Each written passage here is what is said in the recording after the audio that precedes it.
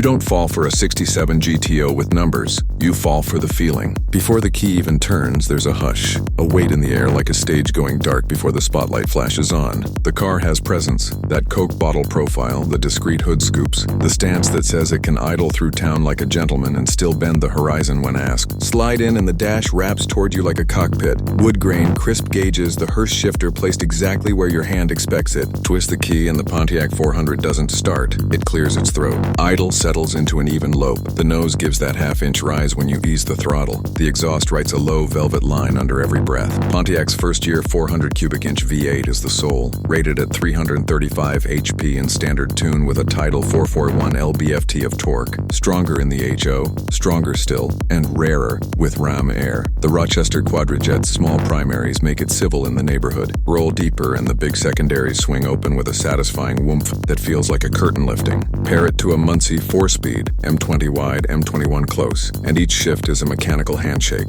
Choose the Turbo Hydromatic 400 and the Dual-Gate his and hers lets you row it like a ratchet box when the road opens. Safe T-Track out back keeps both tires honest. Axle ratios from 323 to 390 let you choose between long-legged highway or quarter-mile mischief. Steering is honest. Brakes are stout by period standards, especially with the optional front discs, and the suspension has that Pontiac balance. Supple over seams, settled in sweepers. Forget the myth that old A-bodies only run straight. With good tires and fresh bushings, the goat arcs with calm confidence. Feed the throttle and the car doesn't lurch, it gathers. Torque builds like a tide. The hood tack flicks into your peripheral vision, and the soundtrack turns from baritone to brass section. It's the rare machine that's quick and charming at once, unfiltered but never crude. Willing to lope at 1,900 RPM all afternoon, and still feel ready when the two-lane clears. Owning one is a relationship with hardware, history, and a heartbeat you can tune with hand tools. The 1967 model is a sweet spot car. Last of the first-gen body, first year for the 400, and the debut of Rally 2 wheels and a dual-circuit master cylinder.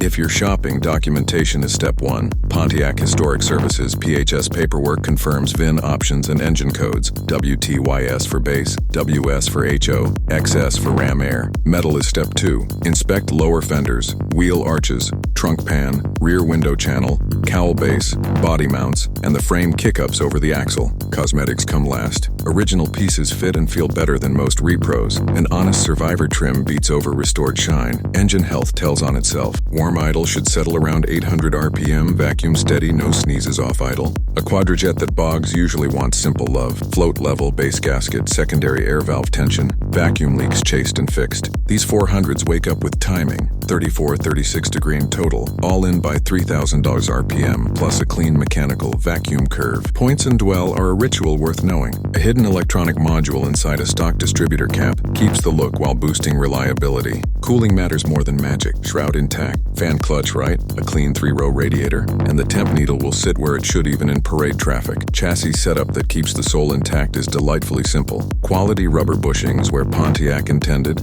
a slightly stouter front bar with a discreet rear bar, stock height springs, good gas shocks, and an alignment with a touch more caster than period spec. The car keeps its ride, gains composure, and still looks right. On the brake side, period-style 4-piston fronts, or a tasteful modern single-piston conversion, with the factory dual-circuit master transform confidence. For exhaust, two 1.2-inch mandrel pipes and quiet turbo mufflers deliver a deep voice without highway drone. Tires are the biggest invisible upgrade. The car left on G70 14 bias bliss. Most owners run 215 70R14 or 225 70R14 radials on Rally 2s for grip, manners, and the correct stance. Keep the wheel wells full, keep the ride height true, and the silhouette stays pure Pontiac. Long hood, tucked tail, just the right amount of rake. Buying advice in one breath. Paperwork first, structure second, pretty third. A straight documented driver with original drivetrain will be more satisfying, and often a better investment, than a glittery respray over patched rails. Under hood, engine codes and date stamps should align with build dates. Inside, check the console wood grain, gauge lenses, and that the hood tack, if present, isn't a fresh hole in a survivor hood. Underneath, look for damp rear wheel cylinders and weeping pinion seals. Cheap fixes, useful tells. A test drive should feel settled, no wander. A firm pedal high in its travel, smooth upshifts without grunge, and a carb that transitions cleanly from primaries to secondaries. Values track the triangle of specification, condition, and originality. Driver quality hardtops with the base 400 and T400 often live in the the high 5 to low 6 figures. Documented 4 speeds,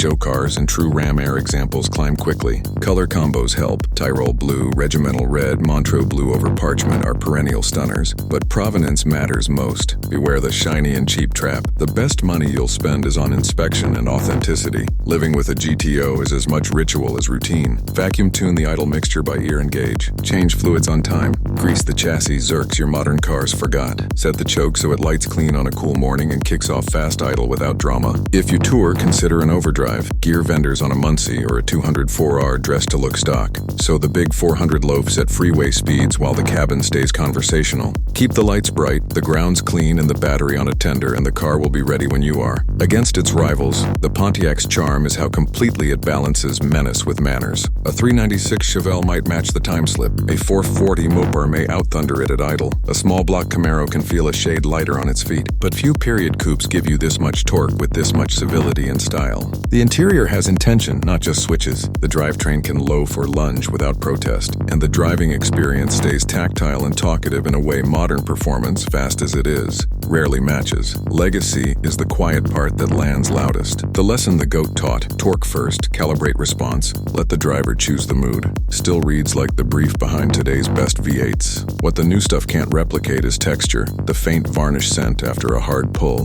the hood tach winking at the edge of your sightline, the seatback tremor that says there's a big inch engine idling on your behalf, not an algorithm's. That texture is why people cross parking lots to tell you about the one their uncle had, and why your to-do list mysteriously rearranges itself on clear Saturday mornings. If you own one, the best compliment you can pay it isn't a velvet rope, it's miles. Keep the timing happy, the cooling clean, the brake shoes adjusted, and the tires fresh, and it will do the thing it was built to do. Turn gasoline into memories. If you're hunting one, bring a magnet, a flashlight, a friend who knows Pontiac stampings, and patience. If you're dreaming, you're halfway there already. Some legends meet you where you are. The 1967 GTO doesn't beg for worship. It asks for participation. It gives you the tools, the torque, and the tone, and waits for your inputs. In a world that measures performance by graphs, this one still measures by grins. You fall for the feeling. You stay for the way it works. And when you park it, the ticking from the cooling headers sounds like applause in an empty theater. Long after the key comes out, you're already planning the next drive.